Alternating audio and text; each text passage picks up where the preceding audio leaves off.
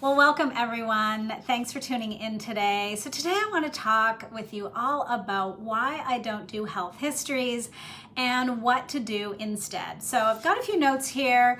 So if you notice me looking down, that's just me checking out my notes. So what I want to say to begin with is that if you are a health coach who was taught to do health histories as part of your health coach training program, and you're finding that that's not really working well for you, then this tutorial, this video today is really all for you. So I was definitely taught to do health histories during my health coach training program. And the idea is that you would send a form out in advance to your potential client. They would fill out this health history form, they would send it back to you, and then you meet for the actual session and you would go over some of the things that were on that form. So if you're not familiar with what a health history is, some of the questions and things that are typically included on that kind of form are things like asking about their main health concerns, asking, questions about their weight, their ideal weight, where they'd like to be, hospitalizations, illnesses, conditions that they've had, typically asks about the health of their parents, blood type. If it's a female, it might ask things about menstrual cycles, birth control history, things like that. It's also typically going to ask about a variety of different medical symptoms, right? And then it's probably going to also ask things like, what do you typically eat in the run of a day, week, and what did you eat as a child is typically a question on there. So all of that information is absolutely all well and good if you're a medical professional, right? Who's going to treat all of this, who's going to dig into this, diagnose, prescribe, and figure out what to do about all these conditions. But honestly, as a new health coach, I actually felt really uncomfortable asking a bunch of those questions because I didn't really know what I was going to do with that information. And I really felt like it gave my clients sort of a false sense of what the health coaching was going to be all about. So I definitely used these health history forms for the first few years of my coaching practice, and I did get clients, that way. But overall, as I did more health coach training, some certifications, accreditations, and things like that, I realized that there's probably a better way to do this that aligns more with our scope of practice as health coaches. So I don't really find that this typical health history that's given as part of a lot of health coach training programs, is really serving us or our clients all that well. So, the bottom line here is that because as health coaches, we're not medical experts, right? We're not supposed to diagnose, prescribe, or treat. We're not registered dietitians or nutritionists, so we're not supposed to tell people what to eat or prescribe therapeutic diets for people.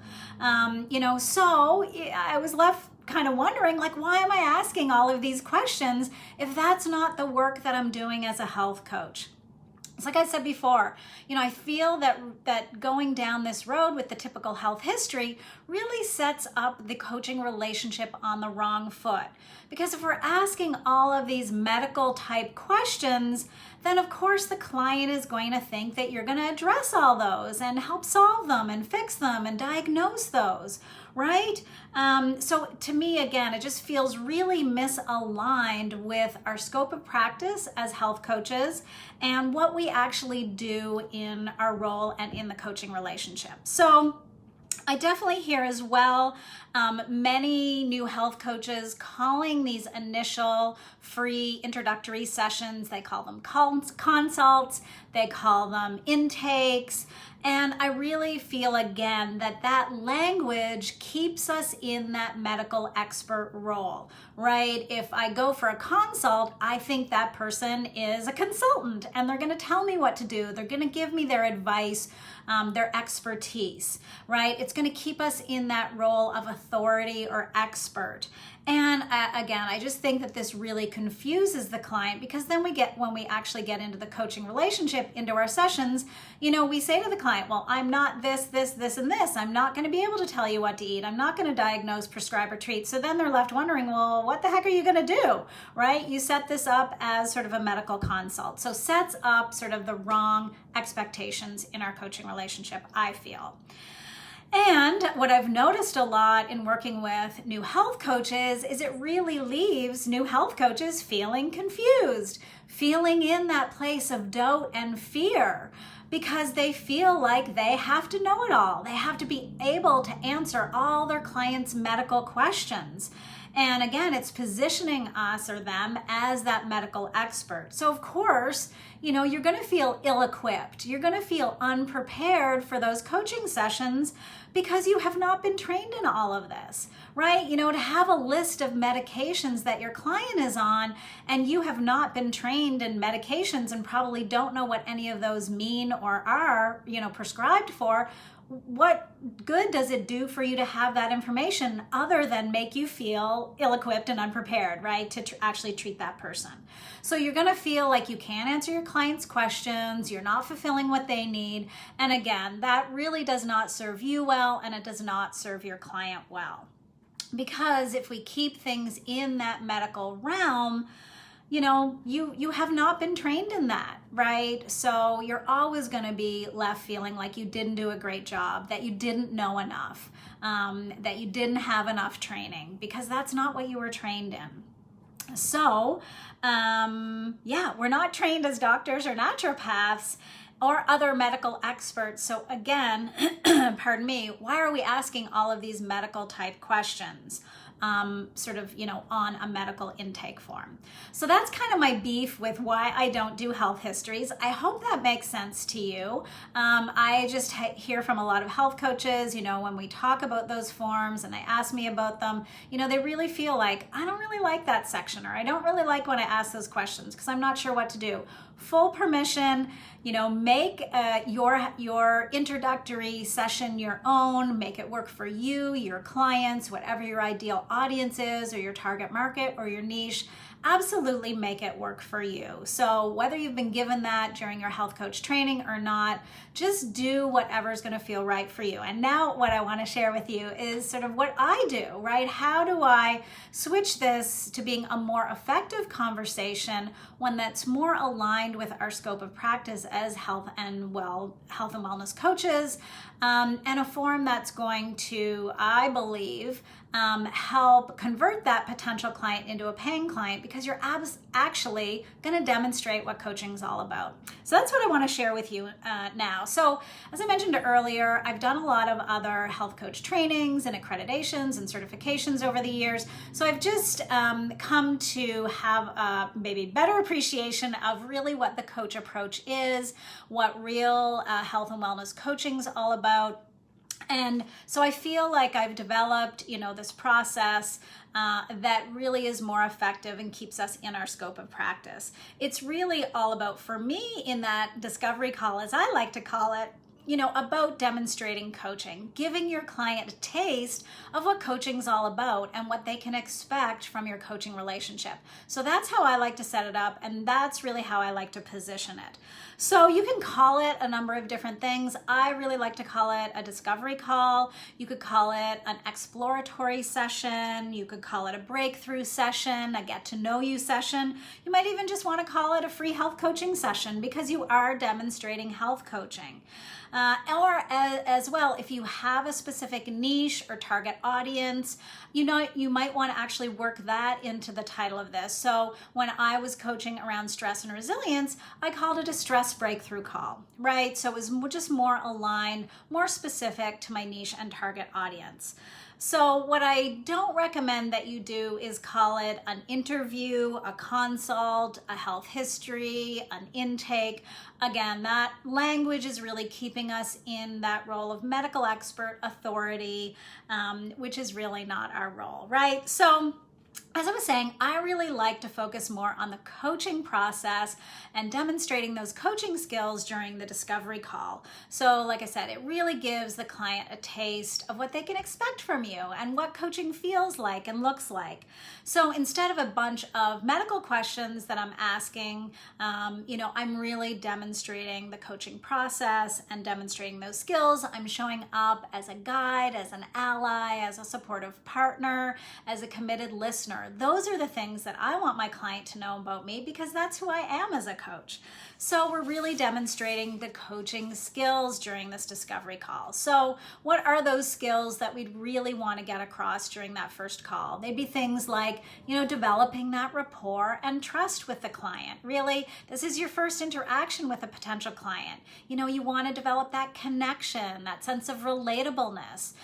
You want to be warm and friendly and engaging, right? Just really that coming from that place of empathy, non-judgment, caring and warm. So we're showing up, right, with that coaching presence. We are grounded and centered in our own, bodies and our own minds. We're holding space, right, for our client to open up and share their story. We really want to just be there for them. This may be the first time they've ever shared this kind of information with anyone, what they're really feeling about their health and well-being. So you're there to listen and allow them to share and tell their story. We also want to demonstrate our active listening skills, right? A big part of coaching. We're going to really deeply listen into what our client has to say. We want to reflect back to them what we've heard. That's going to also build that trust and rapport and that connection. We're going to ask a few high mileage questions that are going to take the client, to places where they go deep and really reflect on where they are and where they want to be. But we're not bombarding them. We're not interrogating them with question after question after question. That's not going to feel so good, right? So using all of those coaching skills and those coaching competencies during this discovery call to really set the foundation and the tone for hopefully that potential coaching relationship, right?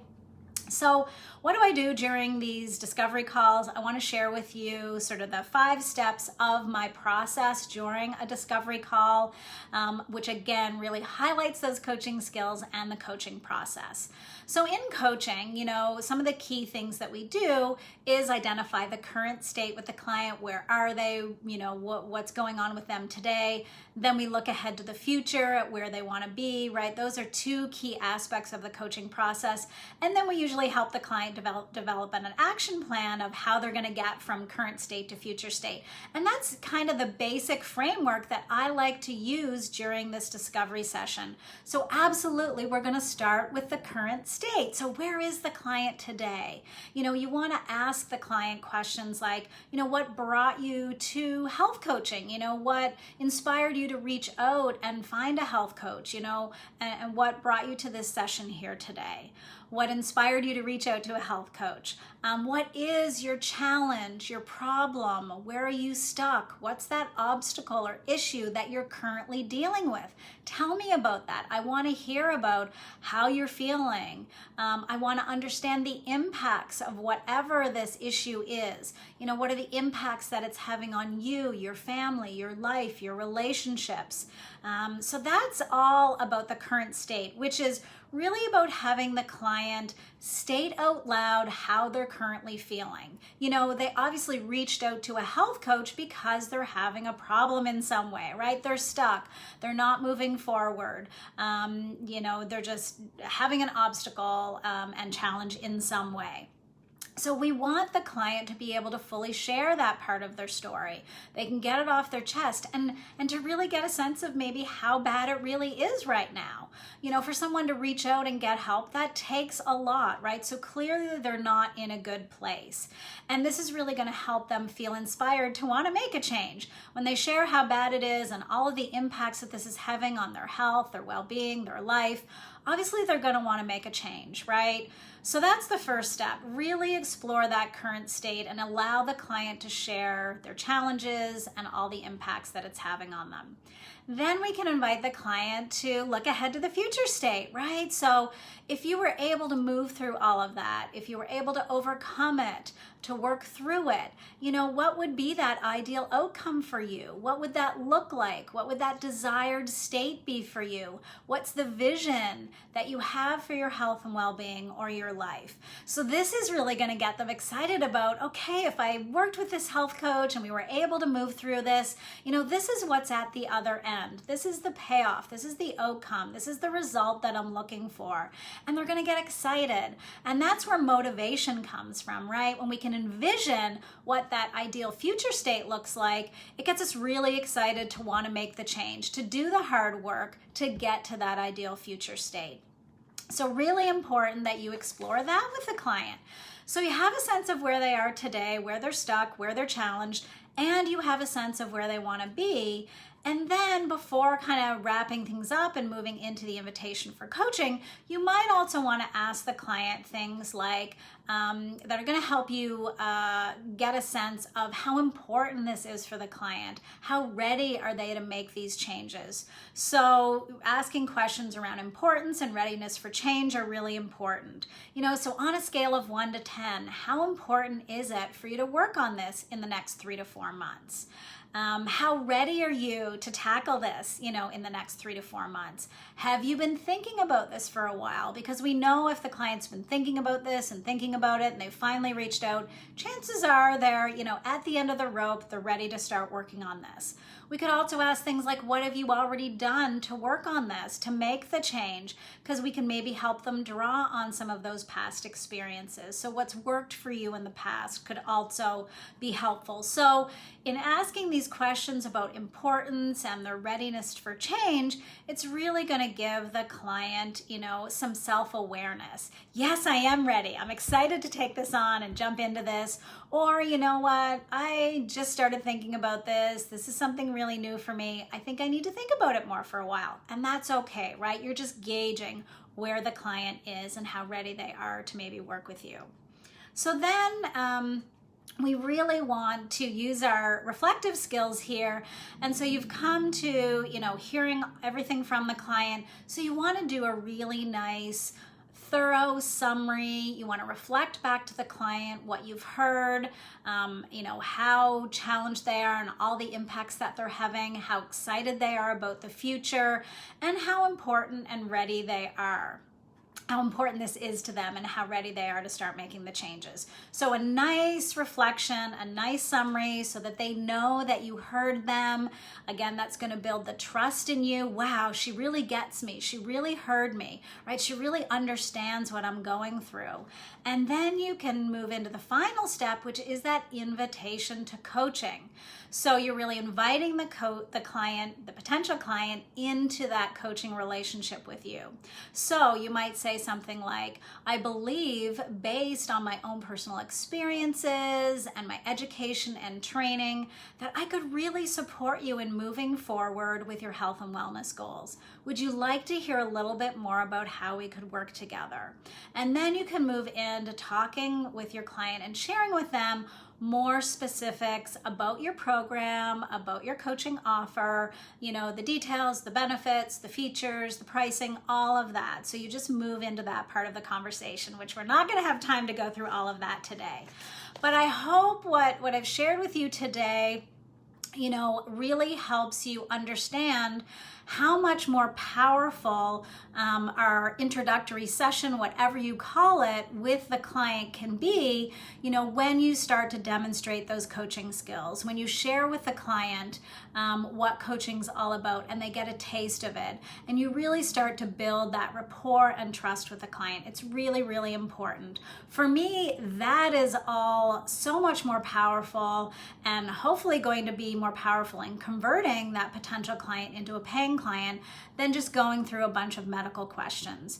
So what I recommend is that, hopefully the client signs up, you get a new client, that then you move into sort of an onboarding process that would include, sharing with them a really thorough welcome packet where you might ask some more of those medical questions. I hate to use that word, but you can ask them more about, what are they currently doing? What are they dealing with? Get some of that down on paper. Absolutely, you can ask some of those other questions, around medications. You can ask them, tell me about if you're on any medications and what you've been prescribed those for. What is the intended benefit of those medications? So that's more important than knowing the name of the medication or something that you're not familiar with. So it doesn't mean that we don't ever ask any of those types of questions, but I think, reserve those for your welcome packet, for when you're onboarding the client and just getting some of those details down so that you have them on file, but it's not the focus of that free introductory session. So I hope those tips were helpful for you. If you want to learn more about this whole onboarding process with your client to really step and embrace the coach mindset, the coach approach, and stay within your scope of practice, this is a whole module that we cover in my course called Health Coaching Essentials. And I'm actually offering a bit of a summer deal right now, which ends today. So if you feel like up-leveling your health coaching skills is part of your professional development in the fall, I'm just getting ready to launch that for the fall. And if you wanted to book your spot, reserve your space in the program, I am offering $200 off till the end of day today, which is Friday, July 16th. So if that's of interest to you, you could just go to my website called gethealthcoachskills.com.